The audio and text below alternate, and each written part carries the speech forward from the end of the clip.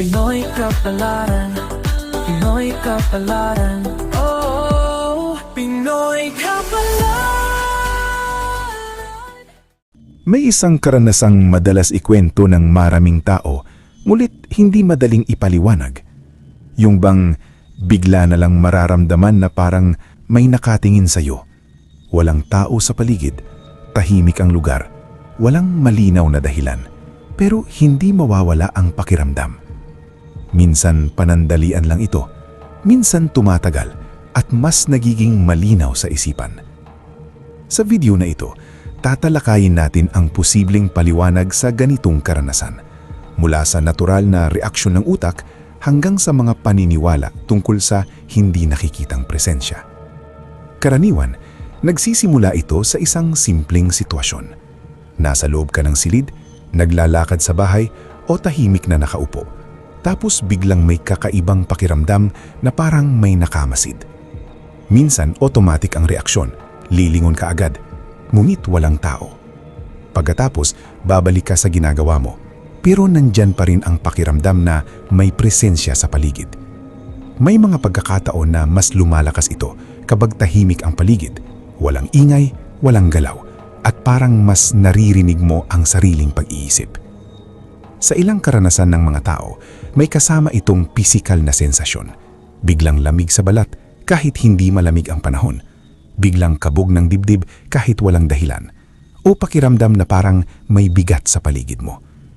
May iba rin na nagsasabi na parang may gumagalaw sa gilid ng paningin, ngunit kapag tiningnan, wala naman.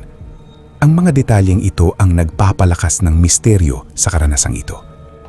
Sa isang paliwanag ng science, ito ay maaring konektado sa natural na paggana ng utak. Ang utak ng tao ay laging nakaset sa survival mode sa maliit na antas. Ibig sabihin, palaging alerto sa posibleng panganib. Kapag pagod, kulang sa tulog o sobrang stress, mas nagiging sensitibo ang utak sa paligid. Kahit maliit na pagbabago sa ilaw, tunog o galaw, binibigyan ito ng kahulugan. Sa ganitong kondisyon, maaring makabuo ang isip ng pakiramdam na may nakatingin kahit wala naman tao. May isa pang faktor, ang katahimikan. Kapag tahimik ang paligid, mas napapansin ng utak ang sarili nitong iniisip.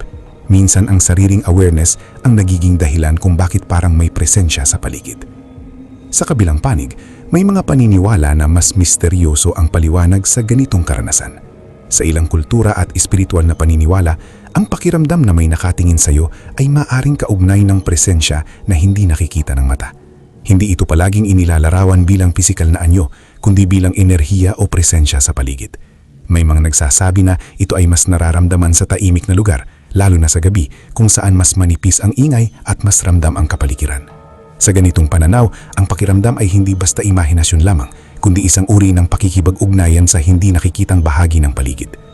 Ngunit mahalagang tandaan, ito ay nakabatay sa paniniwala at hindi pare-pareho sa lahat ng tao. Mas lumalakas ang ganitong pakiramdam sa ilang partikular na kondisyon, kapag tahimik at madilim ang paligid, kapag mag-isa ang tao, kapag pagod, stressed o emosyonal ang estado, kapag walang ibang distractions ang paligid. Sa ganitong sitwasyon, mas nagiging aktibo ang isip sa pagbibigay ng interpretasyon sa mga simpleng sensasyon. Kaya minsan, ang ordinaryong katahimikan ay nagiging mabigat o may laman sa pakiramdam. Kung ang ganitong pakiramdam ay paminsan-minsan lamang, kadalasan ay hindi ito dapat ikabahala. Ito ay maaring bahagi lamang ng natural na reaksyon ng katawan at isip. Ngunit kung ito ay madalas na nangyayari at may kasamang matinding takot, hirap sa pagtulog o labis na pagkabalisa, mahalagang bigyan ito ng pansin. Minsan ang ganitong karanasan ay mas lumalakas kapag ang katawan ay kulang sa pahinga at ang isip ay overloaded. Kaya ang simpleng pahinga, liwanag at pag-recenter ng sarili ay nakakatulong. Ang pakiramdam na parang may nakatingin sa iyo ay nasa pagitan ng realidad at interpretasyon. Sa isang banda, ito ay maaring simpleng proseso ng utak na nag-a-assume ng presensya. Sa kabilang banda, para sa iba, ito ay isang misteryosong karanasan na tila may mas malalim na kahulugan sa paligid. Hindi ito kailangan agad katakutan pero hindi rin kailangan agad baliwalain. Ang mahalaga ay obserbahan kung kailan ito nangyayari at ano ang kondisyon mo sa oras na iyon. Sa huli, ang pakiramdam na parang may nakatingin sa iyo ay isang karanasan na nararanasan ang maraming tao sa iba't ibang paraan. Minsan ito ay paliwanag ng isip, minsan ito ay epekto ng kapaligiran, at para sa iba, ito ay may kasamang misteryosong interpretasyon. Ang mahalaga ay mas maintindihan natin kung paano gumagana ang ating perception at kung bakit ito nangyayari. Kung naranasan mo na rin ang ganitong pakiramdam, maaari mong ibahagi kung kailan ito nangyayari sa iyo at ano ang naramdaman mo. May mga karanasan na hindi agad maipapaliwanag, ngunit mas nagiging malinaw kapag pinagsama-sama ang mga kwento ng iba.